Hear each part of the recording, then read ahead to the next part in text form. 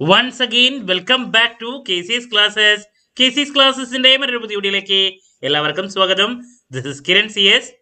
Calicut university M.Com first semester എക്സാംസിലെ അവസാനത്തെ exam ആണ് നാളെ നടക്കാൻ പോകുന്നത്. അഡ്വാൻസ്ഡ് മാനേജ്മെന്റ് അക്കൗണ്ടിങ് ഈ ഒരു സബ്ജക്റ്റിന്റെ ഇമ്പോർട്ടന്റ് ക്വസ്റ്റ്യൻസിന്റെ വീഡിയോ ഉറപ്പായും വരുന്ന പാർട്ട് സിയിലും പാർട്ട് എയിലുള്ള ക്വസ്റ്റ്യൻസിന്റെ വീഡിയോസ്, എക്സാം റിലേറ്റഡ് ലൈവ്, ഇതൊക്കെ നമ്മൾ ചെയ്ത് കഴിഞ്ഞിട്ടുള്ളതാണ്. സോ നമുക്ക് നെക്സ്റ്റ് ചെയ്യാനുള്ളത് പാർട്ട് ബിയിൽ ഉറപ്പായും പ്രതീക്ഷിക്കുന്ന 3 വെയിറ്റേജ് ചോദ്യങ്ങളാണ്. സോ നമുക്ക് എന്തെങ്കിലും വീഡിയോയിലോട്ട് പോകാം. വീഡിയോയിലോട്ട് പോണേക്കാൾ മുമ്പ് പറയാനുള്ളത്, നമ്മുടെ സ്ഥാപനം M.Com-ന് ഓൺലൈനായിട്ട് കോച്ചിങ് പ്രൊവൈഡ് ചെയ്യുന്ന സ്ഥാപനമാണ്. ലൈവ് ക്ലാസ് ഗൂഗിൾ മീറ്റിലൂടെ പ്രൊവൈഡ് ചെയ്യുന്നു. വീഡിയോ ക്ലാസ്സിന്റെ റെക്കോർഡും ആക്സസ് ചെയ്യാൻ സാധിക്കും. ക്ലാസ് കേട്ട് ഡൗട്ട് ഉള്ളത് എപ്പോൾ വേണമെങ്കിലും ചോദിക്കുകയും ചെയ്യാം കേട്ടോ. സോ നമ്മുടെ ഇതുവരെയുള്ള റിസൾട്ട്സ് ഒക്കെ സൂപ്പർ റിസൾട്ട്സ് ആണ്. സോ ഫസ്റ്റ് സെമസ്റ്റർ കഴിഞ്ഞ് നിങ്ങൾക്ക് സെക്കൻഡ് സെമസ്റ്ററിന്റെ ക്ലാസ്സസിന് വേണ്ടിയിട്ട് ഡിസ്ക്രിപ്ഷൻ ബോക്സിലുള്ള എൻ്റെ വാട്സപ്പ് നമ്പറിൽ കോൺടാക്ട് ചെയ്യാം, ക്ലാസ്സസ് ആക്സസ് ചെയ്യാം. ഓക്കെ, സോ നമുക്ക് എന്തെങ്കിലും വീഡിയോയിലോട്ട് പോകാം. സോ പാർട്ട് ബിയിൽ സാധാരണ ഒരു 3 തിയറി അതുപോലെ തന്നെ 4 പ്രോബ്ലം, അതല്ല ഈ നേരെ തിരിച്ചും വരാറുള്ളതാണ്. അപ്പൊ തിയറിക്കും പ്രോബ്ലത്തിനും ഈക്വൽ ഇമ്പോർട്ടൻസ് നമ്മൾ പാർട്ട് ബിയിൽ പ്രതീക്ഷിക്കുന്നുണ്ട്. സോ അതിൽ പ്രതീക്ഷിക്കുന്ന ആദ്യത്തെ തിയറി ചോദ്യം ഫസ്റ്റ് മൊഡ്യൂളിൽ നിന്ന് പിടിച്ചോ. എപ്പോഴും മാനേജ്മെന്റ് അക്കൗണ്ടിങ്ങിനെ റിലേറ്റ് ചെയ്തിട്ടുള്ള ഒരു ചോദ്യം വരാറുണ്ട്. Management accounting, especially management accounting and financial accounting difference. അതുപോലെ തന്നെ മാനേജ്മെന്റ് അക്കൗണ്ടിങ് ആവാം, കോസ്റ്റ് അക്കൗണ്ടിങ് ആവാം, രണ്ടിൻ്റെയും ഡിഫറൻസ് നോക്കിയിരിക്കണം. ഓക്കെ, അതൊരെണ്ണം. അതുപോലെ തന്നെ ഇതിൻ്റെ മാനേജ്മെന്റ് അക്കൗണ്ടിങ്ങിൻ്റെ അഡ്വാൻറ്റേജസ്, അതിൻ്റെ ടൂൾസ് ആൻഡ് ടെക്നിക്സ് എന്ന് മാത്രം കൊടുക്കാം ഞാൻ. ടെക്നിക്സ്, അഡ്വാൻറ്റേജസ്, ഡിസഡ്വാൻറ്റേജസ്, ടെക്നിക്സ്, ഇതൊക്കെ നോക്കിയിരിക്കണം. Disadvantages, nature.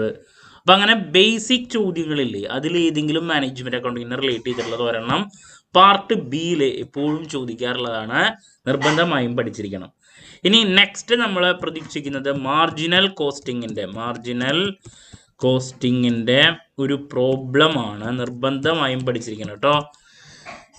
അത് ആപ്ലിക്കേഷൻ ടൈപ്പ് ആയിരിക്കാം, അതല്ലെങ്കിൽ ഡിറക്റ്റ് ചോദ്യം എന്ന് വെച്ചിട്ടുണ്ടെങ്കിൽ 2 വർഷത്തെ സെയിൽസും പ്രോഫിറ്റ് ഒക്കെ തന്നിട്ട് BP, മാർജിൻ ഓഫ് സേഫ്റ്റി, ഇതൊക്കെ കണ്ടുപിടിക്കാൻ വേണ്ടിയിട്ടുള്ള ഒരു പ്രോബ്ലം. ആപ്ലിക്കേഷൻ ആണെങ്കിൽ ഈ പറയുന്ന മേക്ക് ഓർ ബൈ ഡിസിഷൻ, അതുപോലെ തന്നെ ഷട്ട് ഡൗൺ ഡിസിഷൻ, അങ്ങനത്തെ ഏതെങ്കിലും സിമ്പിൾ ആയിട്ടുള്ള ഒരെണ്ണം നമുക്ക് വേണമെങ്കിൽ ആപ്ലിക്കേഷൻ ലൈവിലെ ചോദ്യമാണെങ്കിൽ പ്രതീക്ഷിക്കാം. അപ്പോൾ മാർജിനൽ കോസ്റ്റിങ്ങിനെ റിലേറ്റ് ചെയ്തിട്ടുള്ള ഒരു ചോദ്യം പ്രോബ്ലം ആയിട്ട് പാർട്ട് ബിയിൽ നമ്മൾ പ്രതീക്ഷിക്കുന്നുണ്ട്. ഇനി നെക്സ്റ്റ് വരുന്നത് ഡിസിഷൻ മേക്കിംഗ് എന്ന് പറയുന്ന ചാപ്റ്റർ. അതിലെ ട്രഡീഷണൽ മെത്തേഡും ഉണ്ട്, അതുപോലെ തന്നെ മോഡേൺ മെത്തേഡും ഉണ്ട്. അതിൽ ട്രഡീഷണൽ മെത്തേഡിൽ നിന്നാണ് കൂടുതൽ പാർട്ട് ബിയിലത്തെ ചോദ്യങ്ങൾ വരാറ്. എന്ന് വെച്ചിട്ടുണ്ടെങ്കിൽ റിസ്ക് അഡ്ജസ്റ്റഡ് മെത്തേഡ് ഉണ്ട്, അതുപോലെ തന്നെ സെർട്ടനിറ്റി ഈക്വലന്റ് മെത്തേഡ് ഉണ്ട്. സെർട്ടനിറ്റി ഈക്വലന്റ് ട്രഡീഷണൽ മെത്തേഡാണത്. ഇതിലേതെങ്കിലുമാണ് ഞാൻ കൂടുതൽ പ്രതീക്ഷിക്കുന്നത്. പിന്നെ ഈ പ്രോബബിലിറ്റി അസൈൻമെന്റ് ഉണ്ട്, അത് നോക്കിയിരിക്കണം. എന്ന് വെച്ചിട്ടുണ്ടെങ്കിൽ ആ ചാപ്റ്റർ, ഈ എന്താണ് decision making under risk adjusted, ആ ഒരു ചാപ്റ്ററിലെ ഏതെങ്കിലും ഒരു ചോദ്യം നമുക്ക് പാർട്ട് ബിയിൽ പ്രോബ്ലം ആയിട്ട് പ്രതീക്ഷിക്കാം. നെക്സ്റ്റ് ഈ പറയുന്ന പ്രോബബിലിറ്റി അസൈൻമെന്റ് മെത്തേഡ് ഉണ്ട്. ഇപ്പം ഞാൻ പറഞ്ഞു, ഒരു മൊത്തം ട്രഡീഷണലും മോഡേണും കൂടിയിട്ട് ഒരു 5-6 മെത്തേഡാണ്. അതിൽ ഒരെണ്ണം SCക്ക് വരുന്നുണ്ട്, ഒരെണ്ണം നമുക്ക് പാർട്ട് ബിയിൽ വരുന്നുണ്ട്, അസൈൻമെന്റ് മെത്തേഡ്. അപ്പോൾ അങ്ങനെ പാർട്ട് ബിയിൽ ഒരു പ്രോബ്ലം പ്രതീക്ഷിക്കുന്നത് ഈ മൊഡ്യൂൾ ചാപ്റ്റർ നമ്പർ 3-ലെ ഈ ഒരു ടോപ്പിക്കിൽ നിന്നാണ് പ്രോബ്ലം ആയിട്ട്. ഓക്കെ, അപ്പോൾ മാർജിനൽ കോസ്റ്റിങ്ങിൽ നിന്നൊരു പ്രോബ്ലം, ഈ പറഞ്ഞ റിസ്ക് അഡ്ജസ്റ്റഡോ സെർട്ടനിറ്റി ഈക്വലന്റോ പ്രോബിലിറ്റിയോ, അതാണ് കൂടുതൽ ഞാൻ പ്രതീക്ഷിക്കുന്നത്. ബാക്കി മെത്തേഡ്സ് നോക്കിയിരിക്കണം. അതിലെ ഏതെങ്കിലും ഒരു പ്രോബ്ലം നമ്മൾ പ്രതീക്ഷിക്കുന്നുണ്ട്, നിർബന്ധമായും പഠിക്കുക കേട്ടോ. ഇനി നെക്സ്റ്റ് സ്റ്റാൻഡേർഡ് കോസ്റ്റിംഗ് അതിലെ പ്രോബ്ലം, അത് മെറ്റീരിയൽ ആയിരിക്കാം, ലേബർ ആവാം, ഓവർ ഹെഡ്, മൂന്നും മാറി ഇടുന്നതാണ്. മോസ്റ്റ് കേസസ് മെറ്റീരിയൽ SCക്കാണ് കൂടുതൽ ഇടാറ്, ലേബറാണ് കൂടുതൽ, ലേബർ റേറ്റ് വേരിയൻസ് ഒക്കെയാണ് ലേബർ, അതുപോലെ തന്നെ ഓവർ ഹെഡ്. ഇതിലേതെങ്കിലും ഒരെണ്ണം, അതിൽ കൂടുതൽ സാധ്യത ലേബർ ഓവർ ഹെഡിനാണ്. പാർട്ട് ബിയിൽ കൂടുതൽ ലേബർ ഓവർ ഹെഡാണ് ഇടാറ് കേട്ടോ. ഈ പറയണ മെറ്റീരിയൽ കൂടുതൽ SCക്കാണ് ഇടാറ്, ബട്ട് മാറ്റിയും അവർക്ക് ഇടാം, മെറ്റീരിയലിൽ നിന്ന് ഇടാം. അപ്പോൾ സ്റ്റാൻഡേർഡ് കോസ്റ്റിങ്ങിൽ നിന്നൊരു പ്രോബ്ലം പ്രതീക്ഷിക്കുന്നുണ്ട്. ഈ പറഞ്ഞ ചാപ്റ്റർ നമ്പർ 3 എന്താണ് decision making under risk and അൺസർട്ടനിറ്റിയിലെ ഏതെങ്കിലും ഒരു മെത്തേഡ് വെച്ചിട്ടൊരു പ്രോബ്ലം പ്രതീക്ഷിക്കുന്നുണ്ട്. മാർജിനൽ കോസ്റ്റിംഗിലത്തെ ഒരു പ്രോബ്ലം. ഇത് മൂന്നാണ് ഏറ്റവും കൂടുതൽ പ്രോബ്ലത്തിന് നമ്മൾ എന്താണ് ഇമ്പോർട്ടൻസ് കൊടുത്ത് പഠിക്കേണ്ടത് കേട്ടോ. ബാക്കിയുള്ള ടോപ്പിക്സ് ഒക്കെ കൂടുതൽ തിയറിക്കാണ് പാർട്ട് ബിയിൽ കണ്ടുവരാറ് കേട്ടോ. ഇനി നെക്സ്റ്റ് പെർഫോമൻസ് മെഷർമെൻറ്റ്. അതിൽ നോൺ ഫിനാൻഷ്യൽ മെഷേഴ്സിനെ പറ്റിയിട്ട് എക്സ്പ്ലെയിൻ ചെയ്യാൻ വേണ്ടിയിട്ട് മാത്രം 3 വെയിറ്റേജിൻ്റെ ചോദ്യം വരാറുണ്ട്. ചിലപ്പോൾ ഫിനാൻഷ്യലും വരാം, ബട്ട് നോൺ ഫിനാൻഷ്യൽ എടുത്ത് ചോദിക്കാറുണ്ട്. അതുപോലെ തന്നെ ആ ഒരു ചാപ്റ്ററിൽ തന്നെയുള്ള മറ്റൊരു ടോപ്പിക്കാണ് ഇക്കണോമിക് വാല്യൂ ആഡഡ്. അതിലെ പ്രോബ്ലം ഒരു പ്രാവശ്യം ചോദിച്ചിട്ടുണ്ട്, അതിൻ്റെ തിയറിയും ചോദിച്ചിട്ടുണ്ട്. അപ്പോൾ ഇക്കണോമിക് വാല്യൂ ആഡഡിൻ്റെ തിയറിയും പഠിച്ചിരിക്കണം, അതുപോലെ തന്നെ അതിൻ്റെ പ്രോബ്ലവും പഠിച്ചിരിക്കണം. തിയറി അതുപോലെ തന്നെ പ്രോബ്ലവും പഠിച്ചിരിക്കണം കേട്ടോ. ഓക്കെ, ഇനി നെക്സ്റ്റ് നമ്മൾ പ്രതീക്ഷിക്കുന്നതാണ് ഞാൻ നേരത്തെ സ്റ്റാൻഡേർഡ് കോസ്റ്റിങ്ങിൻ്റെ തിയറി ഒരു പ്രാവശ്യം പാർട്ട് ബിയിൽ ചോദിച്ചിട്ടുണ്ട്, അതിൻ്റെ സ്റ്റെപ്സ് എഴുതാൻ വേണ്ടിയിട്ട്. സ്റ്റാൻഡേർഡ് കോസ്റ്റിങ്ങിൻ്റെ തിയറിയും പാർട്ട് ബിയിൽ ഒരു പ്രാവശ്യം ചോദിച്ചിട്ടുണ്ട്, അത് നോക്കിയിരിക്കണം.